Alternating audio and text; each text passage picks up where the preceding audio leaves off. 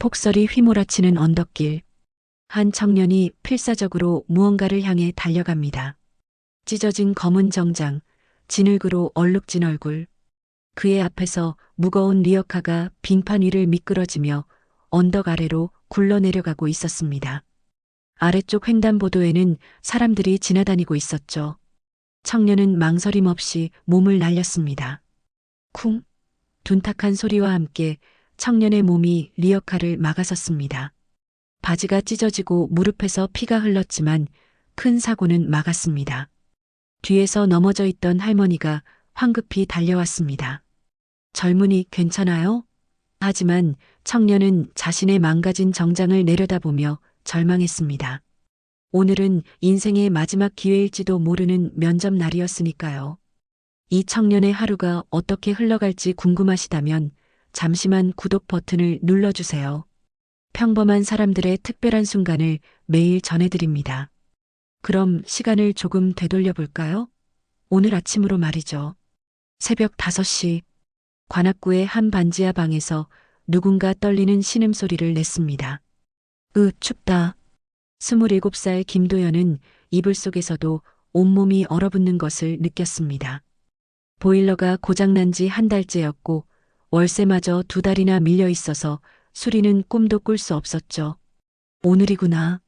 대한그룹 최종 면접.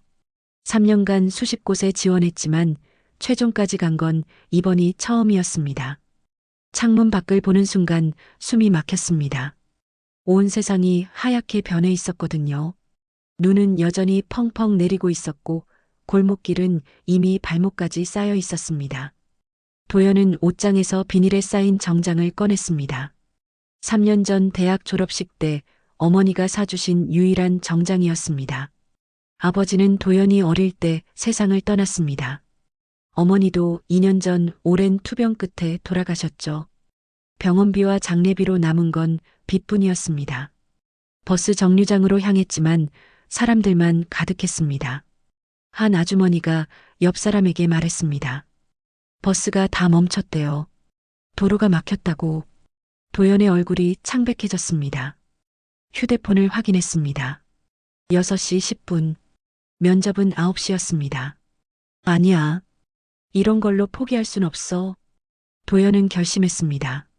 걸어서라도 뛰어서라도 가겠다고. 가방을 단단히 메고 눈길을 향해 발걸음을 내디뎠습니다. 제발 오늘만큼은. 도연은 간절히 기도하며 다시 뛰기 시작했습니다. 1시간 넘게 눈길을 헤치며 달려온 도연은 마침내 대한그룹 본사가 보이는 곳까지 도착했습니다. 8시 20분. 아직 40분이 남아 있었습니다. 다행이다. 하지만 대한그룹 본사로 가려면 앞에 보이는 가파른 언덕길을 올라가야 했죠. 그때였습니다. 언덕 중간쯤에서 이상한 광경이 눈에 들어왔습니다.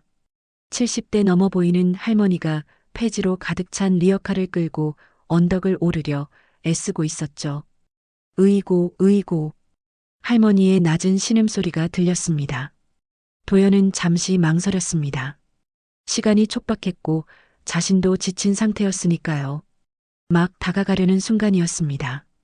아이고. 할머니의 비명과 함께 상황이 급변했습니다.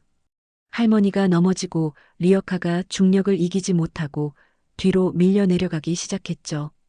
도연은 생각할 겨를도 없이 몸이 먼저 움직였습니다. 안 돼. 온 힘을 다해 달려가 미끄러지는 리어카를 향해 몸을 날렸습니다. 쿵! 둔탁한 충격과 함께 도연의 몸이 눈밭에 처박혔습니다. 정장 바지가 크게 찢어졌고 재킷은 눈과 진흙으로 엉망이 되었습니다. 오른쪽 무릎에서는 피가 배어나왔죠. 유일한 정장이 완전히 망가져 있었습니다. 어머나 어머나. 넘어졌던 할머니가 허둥지둥 다가왔습니다. 아이고, 이를 어쩌나. 젊은이, 내가 다 망쳐놨구먼. 도연은 애써 미소를 지으며 말했습니다. 아니에요, 할머니. 괜찮습니다. 할머니가 다치지 않으셔서 다행이에요. 할머니는 도연을 위아래로 훑어보며 물었습니다. 그런데 젊은이, 이런 차림으로 혹시 어디 면접이라도 보러 가는 건가? 아, 네. 여기 근처 대한그룹이요. 대한그룹? 아이고, 그 큰 회사를. 할머니의 얼굴이 더욱 어두워졌습니다. 정말 미안하구먼. 내가 어떻게 보상을? 도연은 고개를 저었습니다. 아니에요, 할머니. 제가 선택한 거예요. 도연은 떨어진 가방을 주워들고 다시 언덕을 오르기 시작했습니다. 뒤에서 할머니가 외쳤습니다. 젊은이, 꼭 붙을 거야. 내가 장담해. 도연은 마침내 대한그룹 본사 앞에 도착했습니다. 정문 앞에 선 경비원들이 도연을 보고 수군거렸습니다. 저 사람 뭐야? 노숙자인가? 도연은 그들의 시선을 애써 무시하고 건물 안으로 들어갔습니다. 면접 대기실 문을 열고 들어서는 순간 도연은 수십 개의 시선이 일제히 자신에게 쏠리는 것을 느꼈습니다. 어머, 저게 뭐야? 설마 면접 보러 온 건 아니겠지? 수군거리는 소리가 여기저기서 들려왔습니다. 김도연님, 면접 준비해 주세요.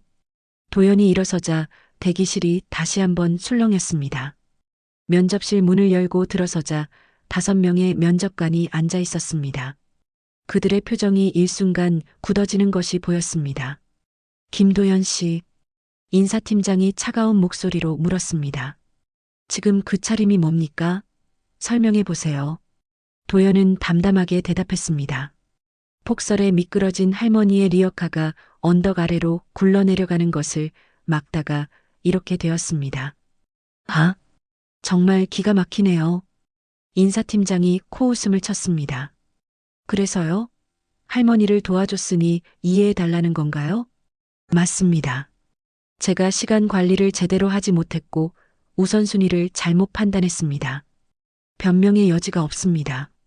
도연은 곧바로 대답했습니다. 포기는 제게 없는 선택지였기 때문입니다. 비록 이런 모습이지만 제 실력과 열정을 보여드릴 기회를 놓치고 싶지 않았습니다. 순간 맨 끝에서 조용히 듣고 있던 장민우 회장이 입을 열었습니다. 김도연 씨, 오늘 아침 폭설 상황에서 느낀 점이 있다면 말해보세요. 위기 상황에서는 매뉴얼보다 현장 판단력이 중요하다는 것도 느꼈고요. 그래서 할머니를 도왔다는 건가요? 아니요. 그건 그냥 본능이었습니다. 위험한 상황을 보고 그냥 지나칠 수 없었어요. 수고했습니다. 나가보세요. 도연이 몸을 굽히는 순간 재킷 주머니에 난 작은 구멍 사이로 무언가가 소리 없이 미끄러져 나왔습니다. 도연은 그 사실을 전혀 모른 채 문을 열고 면접실을 나갔습니다. 회장은 천천히 자리에서 일어났습니다. 그런데 몇 발자국 가다가 갑자기 멈춰 섰습니다. 카펫 뒤에 무언가가 은은하게 반짝이고 있었습니다. 회장은 떨리는 손으로 금반지를 집어들었습니다. 이게 어떻게? 회장의 손이 미세하게 떨리기 시작했습니다. 면접장을 나선 도연의 발걸음은 무거웠습니다. 3년이었는데 겨우 잡았던 그 마지막 기회를 이렇게 망쳐버렸습니다. 1시간쯤 걸었을까요? 도연은 자신의 동네 골목길로 접어들었습니다. 그때였습니다. 으이고 으이고 낯익은 신음소리가 들려왔습니다. 가까이 다가가자 도연의 눈이 커졌습니다. 할머니. 오늘 아침 언덕길에서 만났던 바로 그 할머니였습니다. 젊은이, 면접은 어떻게 됐어? 할머니가 조심스럽게 물었습니다. 도연은 그 눈빛을 마주하는 순간 가슴이 철렁 내려앉는 것을 느꼈습니다. 만약 지금 솔직하게 떨어졌다고 말한다면 할머니는 얼마나 자책하실까요? 도연은 결심했습니다. 합격할 것 같아요. 면접관들이 제 얘기 진짜 잘 들어주셨어요. 거짓말이었습니다. 질문도 많이 하시고요. 저 분명히 합격할 것 같아요. 그래, 그래야지. 내가 그럴 줄 알았어. 착한 일은 복으로 돌아오는 법이야. 할머니의 눈가에 기쁨의 눈물이 맺혔습니다. 할머니, 어디까지 가세요? 응? 아, 고물상이 한 10분쯤 걸어가면 있는데. 제가 모셔다 드릴게요. 도연은 주저없이 말했습니다. 젊은이, 정말 미안하구먼. 자네가 면접 보고 왔는데. 아니에요, 할머니. 저 멀쩡해요. 오히려 제가 할머니 덕분에 힘이 났어요. 세상에 이런 젊은이가 다 있나? 부모님이 정말 잘 키우셨어. 10분쯤 걸었을까요? 고물상이 보였습니다. 다 왔어. 젊은이 정말 고마워. 천천히 들어가. 할머니, 오늘 정말 감사했어요. 할머니 덕분에 용기가 났어요. 젊은이 꼭 합격할 거야. 나는 믿어. 면접실로 돌아가 보겠습니다. 장민우 회장은 떨리는 손으로 금반지를 들여다보고 있었습니다. 반지 안쪽을 자세히 살펴봤습니다. 희미하게 글자가 새겨져 있었죠. 민우에게. 회장의 눈동자가 흔들렸습니다. 자신이 35년 전에 맡긴 바로 그 반지가 맞았습니다. 김 팀장. 회장이 갑자기 큰 소리로 인사팀장을 불렀습니다. 방금 나간 지원자 김도현. 그 사람 주소를 확인해 주게. 지금 당장. 관악구 봉천동 반지하입니다. 차를 준비해. 지금 당장 그 주소로 가야겠네. 회장은 서둘러 면접실을 나섰습니다. 30년 전 첫 사업에 실패하고 모든 것을 잃었을 때 차가운 한강 다리 위에서 죽음을 생각했던 그 순간 이 반지가 내게는 아주 특별한 물건이거든. 어떻게 그 청년이 가지고 있었는지 꼭 알아야 해. 30분쯤 지났을까요? 차는 관악구 봉천동에 접어들었습니다. 잠깐 차를 세우게. 회장이 갑자기 말했습니다. 그 속에서 두 사람이 리어카를 끌고 천천히 걸어오고 있었죠. 회장의 눈이 할머니의 옆모습에 고정되었습니다.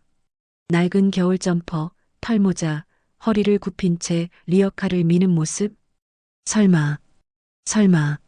35년 전 빗속에서 따뜻한 떡볶이를 말아주던 그 여인의 모습이 선명하게 겹쳐졌습니다. 회장의 눈가에 눈물이 맺혔습니다. 차가 완전히 멈추자 회장은 문을 열고 밖으로 나갔습니다. 회장은 한 걸음 한 걸음 다가갔습니다. 35년을 찾아 헤맨 그 얼굴이 바로 눈앞에 있었습니다. 도연은 회장을 알아봤습니다. 오늘 아침 면접장에서 봤던 대한그룹의 장민우 회장이었죠. 하지만 회장은 도연을 보지 않았습니다. 그의 시선은 오직 할머니에게만 고정되어 있었습니다. 저 실례지만 누구신지? 할머니가 조심스럽게 물었을 때였습니다. 회장이 무릎을 꿇었습니다. 털썩? 둔탁한 소리와 함께 회장의 무릎이 눈밭에 닿았습니다. 일어나세요. 어른께서 왜 이러십니까? 할머니의 목소리에는 당혹감이 가득했습니다. 잠시 침묵이 흘렀습니다. 한참 후 회장이 떨리는 목소리로 입을 열었습니다. 아주머니, 저는 장민우라고 합니다. 할머니는 그 이름을 듣는 순간 온몸이 굳어졌습니다. 장민우. 35년 동안 편지에서 수없이 읽었던 그 이름. 회장은 계속 말을 이어갔습니다. 35년 전 겨울이었습니다. 그때 저는 거리를 헤매던 파산한 사업가였습니다. 아주머니의 분식집에서 따뜻한 떡볶이를 얻어먹었던 그 청년입니다. 할머니는 떨리는 손으로 입을 틀어막았습니다. 당시 28살의 장민우는 야심찬 청년 사업가였습니다. 하지만 큰 거래처가 부도가 나며 하루아침에 모든 것이 날아갔습니다. 3개월이 지나고 민우는 거리를 헤매고 있었습니다. 그날은 유난히 추운 겨울의 어느 새벽이었습니다. 이렇게 살 바에야. 민우의 머릿속에 어두운 생각이 스쳤습니다. 한강 다리 위에서 아래를 내려다봤죠. 뛰어내리면 모든 게 끝나겠지. 그때였습니다. 젊은 양반. 뒤에서 누군가 불렀습니다. 분식집 앞치마 위에 두툼한 외투를 걸친 여인이었죠. 거기서 뭐 하는 거요? 위험해. 어서 와요. 우리 가게가 저기 다리 건너편인데 밥은 먹고 가야지. 여인은 민우의 손을 잡고 골목 안으로 들어갔습니다. 순잔의 분식이라는 간판이 걸려 있었죠. 앉아요. 금방 줄 테니. 잠시 후 김이 모락모락 나는 떡볶이와 김밥을 들고 나왔습니다. 자, 뜨거우니까 천천히 먹어요. 한 입 먹는 순간 민우의 눈에서 눈물이 흘러내렸습니다. 따뜻했습니다. 민우는 한참을 울었습니다. 그동안 참았던 모든 서러움이 터져나왔죠. 다시 살아야겠다. 민우는 그렇게 생각했습니다. 그날 밤 민우는 분식집 앞으로 돌아왔습니다. 손가락에 끼고 있던 금반지가 나왔습니다. 대학 졸업식 때 부모님이 사주신 유일한 보물이었죠. 민우는 떨리는 손으로 편지를 썼습니다. 아주머니께 죽으려던 저를 이 따뜻한 음식이 살렸습니다. 꼭 성공해서 다시 찾아뵙겠습니다. 그때까지 이 금반지를 맡아주십시오. 반드시 돌아오겠습니다. 장민우 올림. 회장의 이야기가 끝났습니다. 할머니는 눈물을 흘리며 회장을 바라봤습니다. 자네가 그 청년이구먼. 두 사람은 눈밭에 나란히 무릎을 꿇고 앉아 서로를 바라봤습니다. 성공했어. 정말 대견해. 죽지 않고 살아줘서 고마워. 그날 자네 눈빛이 너무 무서웠거든. 할머니는 말을 잇지 못하고 흐느꼈습니다. 회장도 할머니의 손을 꽉 잡으며 울었습니다. 아주머니, 도대체 어디 계셨던 겁니까? 제가 얼마나 찾았는데요? 성공한 후 바로 분식집으로 갔어요. 하지만 가게는 사라지고 없었죠. 할머니는 천천히 입을 열었습니다. 자네가 떠난 후 한 5년쯤 지났을까? 분식집이 제법 잘 됐어. 그런데 남편이 친구 보증을 잘못 썼어. 빚이 우리한테 다 넘어왔어. 집이고 가게고 다 넘어갔어. 그래서 도망을 다녔어. 남편이랑 둘이서 쪽방촌을 전전하며 숨어 살았지. 그렇게 10년을 살았을까? 남편이 쓰러졌어. 혼자 남았어. 그래서 폐지를 줍기 시작했어. 20년 넘게 이렇게 살았어. 그렇게 살면서도 단 하나만은 절대 놓지 않았어. 자네가 남긴 편지와 금반지야. 도망 다닐 때도 남편이 죽었을 때도 그것만은 절대 버리지 않았어. 이건 주인이 있는 물건이야. 자네가 꼭 찾으러 올 거라고 나는 그렇게 믿었거든. 회장은 더 이상 참지 못하고 할머니를 끌어안았습니다. 죄송합니다. 정말 죄송합니다. 제가 더 빨리 찾았어야 하는데. 아니야, 괜찮아. 이렇게 만났잖아. 회장은 코트 안주머니에서 금반지를 꺼냈습니다. 이게 아주머니께서 35년 동안 지켜주신 거죠. 이게 오늘 아침 그 청년한테 준 게 이거였지. 그런데 어떻게 자네가? 김도연 씨가 면접을 보고 나가던 중 떨어뜨린 걸 발견했습니다. 오늘 아침 이 청년이 날 구해줬어. 리어카가 언덕에서 미끄러져 내려갈 뻔했는데 이 청년이 몸을 던져 막아줬지. 그 바람에 옷이 다 망가졌어. 그래서 내가 미안한 마음에 자네가 남긴 금반지를 이 착한 청년에게 행운의 부적으로 줬어. 그런데 그게 자네를 내게 데려왔구먼. 인연이란 게 참 신기해. 회장은 도연을 바라봤습니다. 고맙네, 김도연 씨. 자네가 아니었으면 나는 평생 아주머니를 찾지 못했을 거야. 자네는 오늘 두 사람을 구했어. 아주머니, 이제 고생 안 하셔도 됩니다. 제가 앞으로 친어머니처럼 모시겠습니다. 집도 마련해드리고 편히 사시도록 모든 걸 해드리겠습니다. 할머니는 그런 회장을 보며 천천히 고개를 끄덕였습니다. 회장은 도연을 돌아봤습니다. 자네도 마찬가지야. 아까 면접장에서 자네 실력은 이미 확인했네. 하지만 내가 진짜 보고 싶었던 건 그게 아니었어. 자네는 나에게 알려줬어. 진짜 면접은 바로 이런 순간, 위기의 순간에 어떤 선택을 하느냐에 달려있다는 걸 말이야. 김도연 씨, 자네 합격일세. 도연의 눈이 커졌습니다. 정말입니까? 그럼 내일부터 출근하게. 고맙습니다. 정말 감사합니다. 도연은 허리를 깊이 숙이며 인사했습니다. 눈물이 주르르 흘러내렸습니다. 할머니는 그런 도연을 보며 환하게 웃었습니다. 그것 봐. 내가 뭘 했어? 할머니 부적 덕분에 합격했다니까. 눈은 여전히 내리고 있었습니다. 하지만 이제 그 눈은 차갑지 않았습니다. 세 사람의 얼굴에는 따뜻한 미소가 번지고 있었죠. 회장은 할머니를 부축해 차로 안내했습니다. 도연도 함께 따라갔습니다. 35년의 세월이 만들어낸 기적 같은 만남이었죠. 1년이 지났습니다. 따스한 햇살이 창문을 통해 방 안으로 들어왔습니다. 할머니는 천천히 눈을 떴습니다. 1년 전만 해도 상상도 못했던 일이었습니다. 따뜻한 방, 폭신한 침대, 깨끗한 이불. 할머니는 침대에서 내려와 창문을 열었습니다. 신축 아파트 10층에서 내려다 보이는 풍경은 아름다웠습니다. 식사를 마치고 설거지를 하는데 초인종이 울렸습니다. 아주머니, 접니다. 민우요. 회장이 서 있었습니다. 출근길에 들렀습니다. 빵 좀 사왔어요. 자네 덕분에 내가 이렇게 편하게 살고 있어. 정말 고마워. 무슨 말씀을요? 제가 더 감사하죠. 아, 참. 도연이는 요즘 어떤가? 정말 잘하고 있습니다. 입사한 지 1년밖에 안 됐는데 벌써 팀에서 없어서는 안 될 사람이 됐어요. 오늘 저녁에 도연이도 오기로 했습니다. 아주머니 댁에서 같이 저녁 먹으면 어떨까 해서요. 그렇게 저녁이 되었습니다. 할머니는 앞치마를 벗으며 문을 열었습니다. 회장과 도연이 나란히 서 있었죠. 세 사람은 식탁에 둘러앉았습니다. 자, 건배. 세 사람의 잔이 부딪혔습니다. 정말 감사합니다.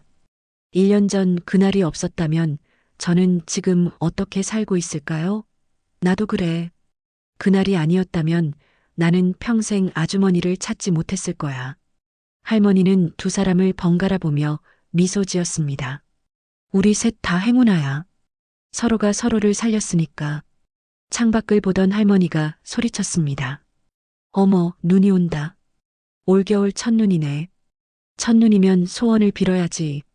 우리 셋이 계속 건강하고 행복하기를. 세 사람은 같은 마음으로 소원을 빌었습니다. 도연은 할머니의 집을 나와 집으로 향했습니다. 횡단보도 앞에 섰습니다. 신호를 기다리며 도연은 코트 안주머니에 손을 넣었습니다. 회장이 1년 전에 선물로 준 금반지였죠. 이 금반지 하나가 우리 세 사람을 이어줬다니. 어머니, 아버지, 보고 계시죠? 저 이렇게 잘 살고 있어요. 1년 전 그날 폭설에서 모든 것을 잃었다고 생각했습니다. 하지만 그날은 끝이 아니라 시작이었습니다. 새로운 인연의 시작, 새로운 삶의 시작이었죠. 도연은 그렇게 다짐하며 걸었습니다. 눈 내리는 거리를 따라 미래를 향해 한 걸음 한 걸음 나아갔습니다. 작은 선택이 인생을 바꿀 수 있다는 것을, 선한 행동은 반드시 보상받는다는 것을, 도연은 그날을 평생 잊지 않을 것입니다. 오늘의 이야기가 당신의 마음에 작은 울림을 드렸다면 앞으로도 당신의 나날에 잔잔한 위로가 될 이야기들로 찾아뵐 수 있도록 구독과 좋아요를 눌러주세요.